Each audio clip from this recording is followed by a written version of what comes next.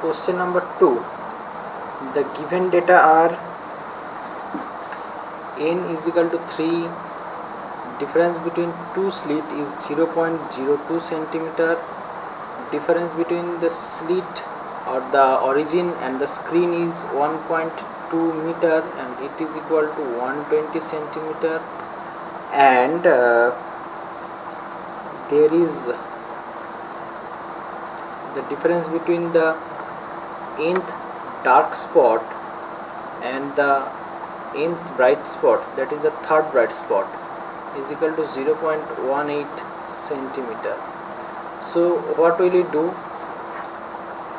The bright spot, nth bright spot is ND.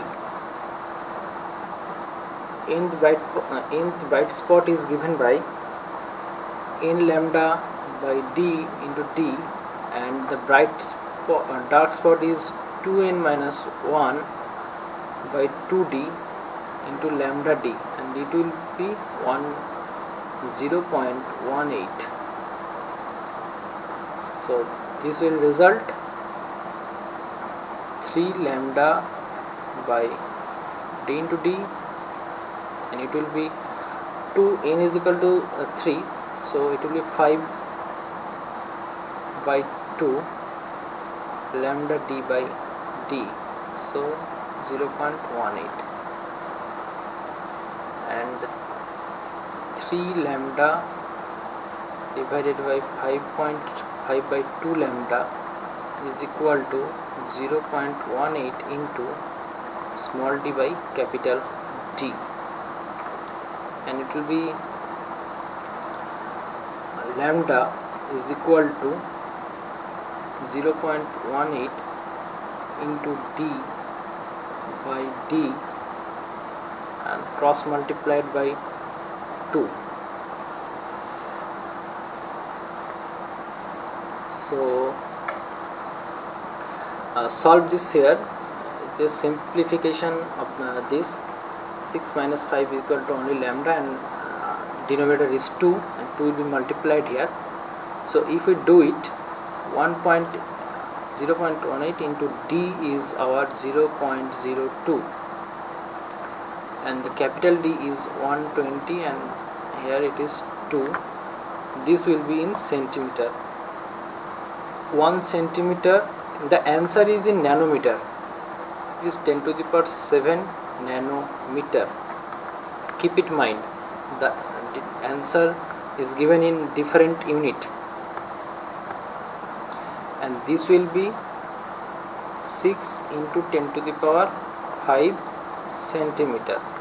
So if we convert it into nanometer, it will be multiplied by, this will 10 to the minus 5, 6 into 10 to the minus 5 into 10 to the power 7, and it will 6 into 10 to the power 2, so 600 nanometer. So this is our answer, and so option C will be the correct answer.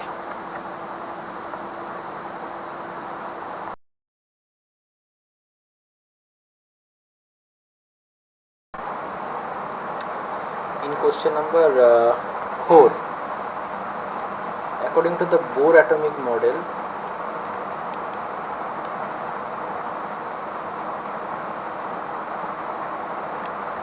the quantum number n is proportional to various parameters, like n is proportional to, n square is proportional to r, that is the radius, n square is proportional,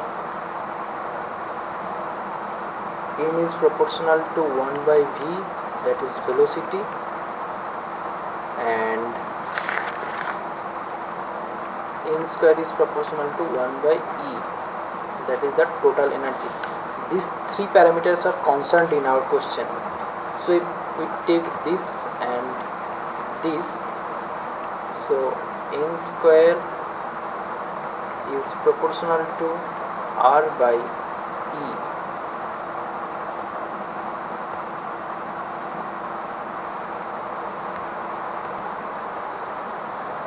so in this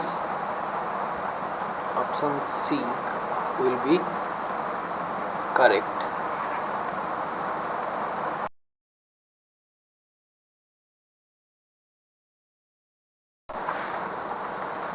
Now coming to question number 6. Here is a digital circuit given like this: one AND gate, another AND gate, and here it is a OR gate, and there is a NOT gate, and a NOT gate is here as well. Now making the connections, this is A from here, and B is going through the NOT gate here, and this is the first, this is our Y. And keep in mind that this is B, this A is connected through this NOT gate, and the B is connected here directly. Now this, so in this case here it is A, it is B naught, and here it is B and it is A naught. This is B, this is A naught, and the after passing through the AND gate, this is A dot B bar and this is B dot A bar, and this is OR gate, so Y will be equal to A dot B bar plus B dot A bar. So this is our the output logic formula. Now putting as the question given, A is equal to 0, B is equal to 1, so Y will be A is equal to 0, B bar, and B bar is our formula, so it will be 0 plus 0 plus 1, so it will all result 0, and this is 0. And in another case, A is equal to 0, B is equal to 0, so Y will be A0 and B1 plus B0 A1.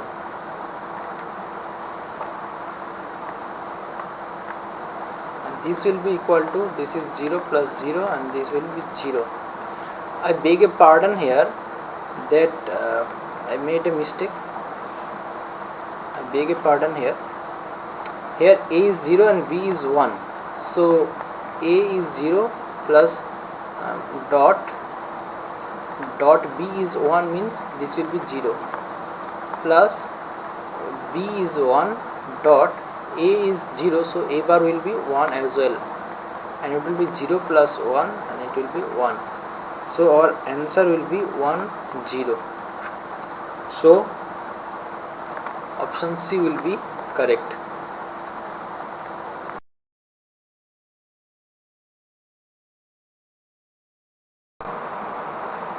In question number 7, the Rydberg constant, we have to find out the unit of Rydberg constant, and Rydberg constant is written as m e to the power 4 by 8 pi epsilon 0 square h square, where m is the mass,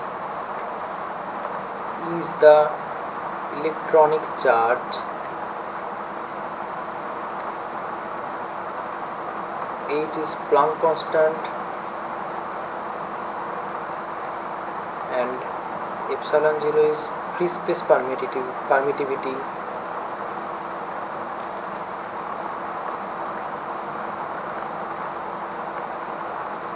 So basically this question is a question to remember, that the Rydberg constant is equal to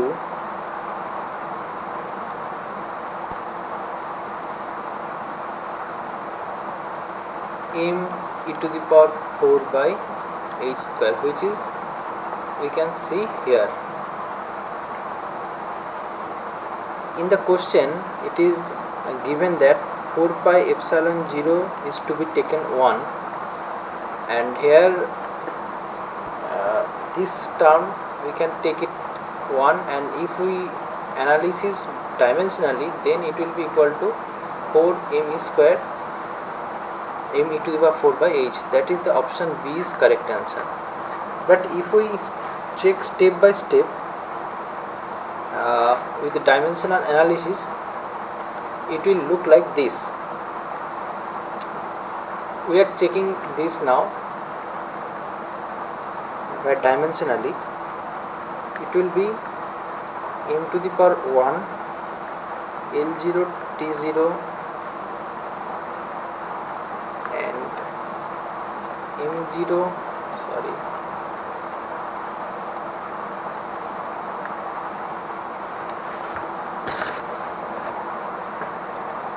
m0 L0 A, that is current, T1 to the power 4 divided by m1 L minus 3 T to the power 4 A square whole square.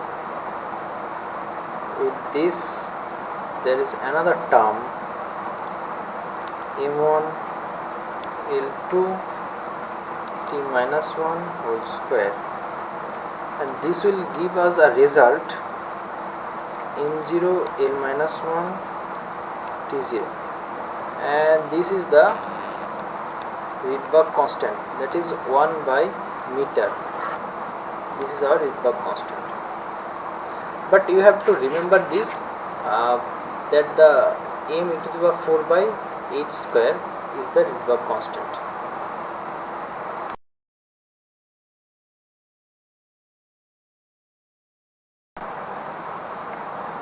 Question number 12. Here it is described a motion in a plane, motion of a particle in a plane, and in this picture you can see that the particle is moving in this trajectory, and this is the horizontal movement and this will be the vertical movement. So we can see that vertically the particle is going upward and then downward, so there will be a change in the gravitational acceleration. But when the particle is moving towards the horizon, or in the case of horizontal component, there is no effect of gravitation here. So we can say that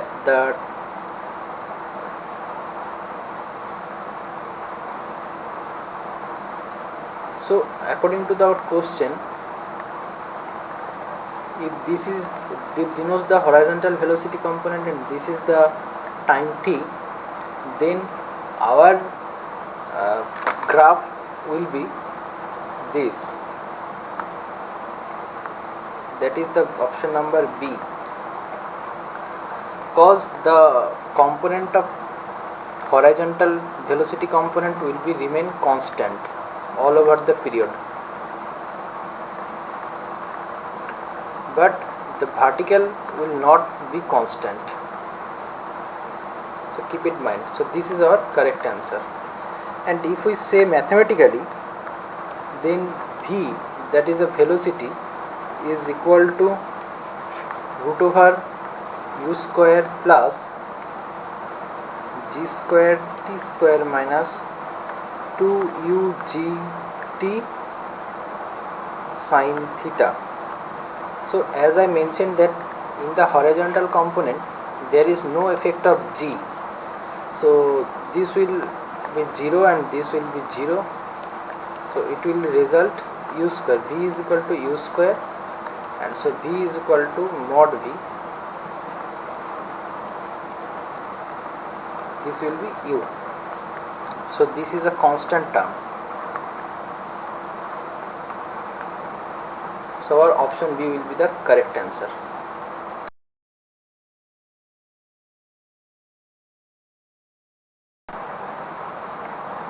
question number 12. Here it is described a motion in a plane, motion of a particle in a plane, and in this picture you can see that the particle is moving in this trajectory, and this is the horizontal movement and this will be the vertical movement. So we can see that vertically the particle is going upward and then downward, so there will be a change in the gravitational acceleration. But when the particle is moving towards the horizon, or in the case of horizontal component, there is no effect of gravitation here. So we can say that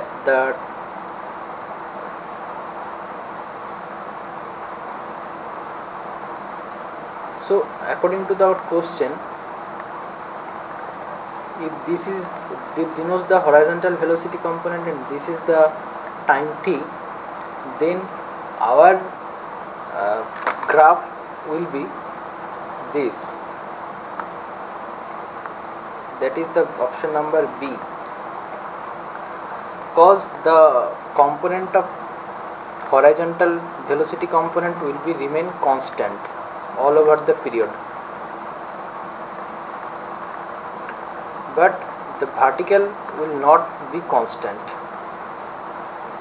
So keep it in mind. So this is our correct answer. And if we say mathematically, then V, that is a velocity, is equal to root over u square plus g square t square minus 2ugt sin theta. So as I mentioned that in the horizontal component there is no effect of g, so this will be 0 and this will be 0, so it will result u square, v is equal to u square, and so v is equal to mod v, this will be u. So this is a constant term. So our option B will be the correct answer.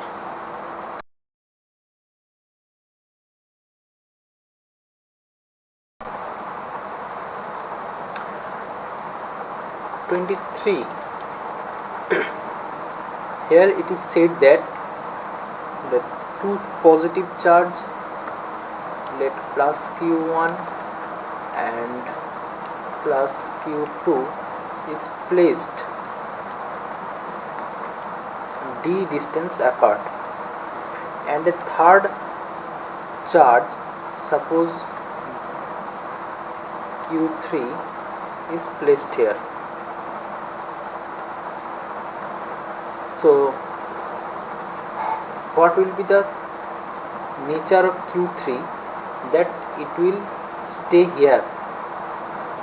So if we consider this distance as x, and this will be d minus x. So according to the Coulomb force, the force over 1 to 3 and 2 to 3, if this condition satisfies, that is the force on q3 due to q2 and force on q3 due to q1 equals, then the q3 will stay here forever or maintain a equilibrium. So how can this possible? If q1 pushes with the same force as q2 pushes q3, then it will be equal, and in other words, the attraction force between q3 and q2 and the attraction force between q1 and q2, if both are equal, then it will be here. So the force between q1 and q3 will be q1 q3 by r square is proportional to, and this will be proportional to q2 q3 q2 q3 by r square. Here r is d minus x square and it is only x square. So from these two conditions we can say that irrespective of charge,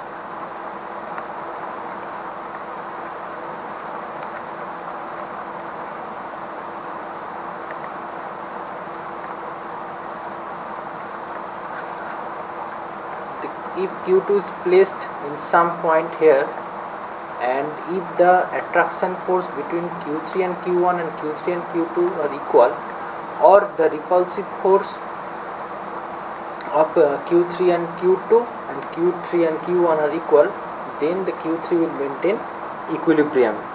So the option C will be our correct answer here.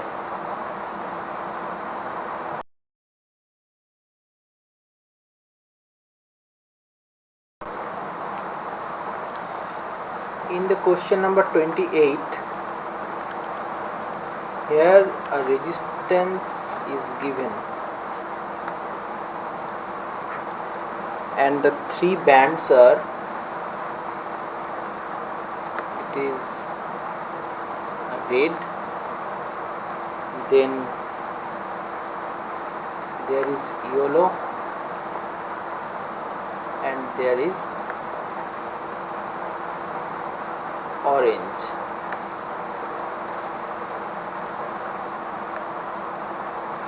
And there is no fourth band. So depending upon the fourth band, our tolerance depends.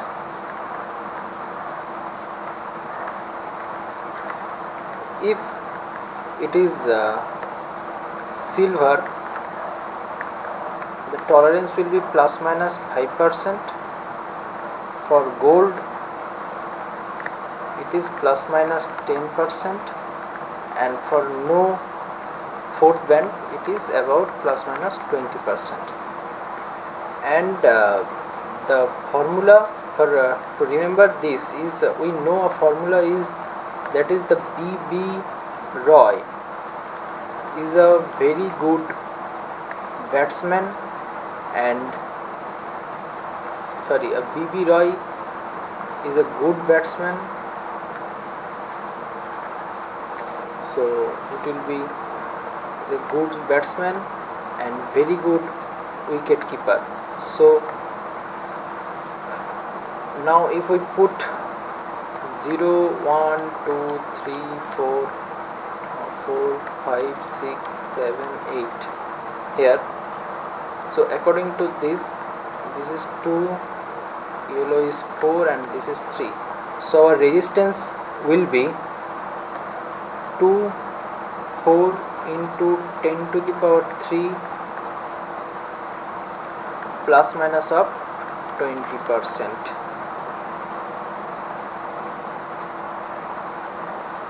So this ohm, and 10 to the power 3 is kilo, so 24 kilo ohm plus minus 20%. So this will be our answer, and it is in option C.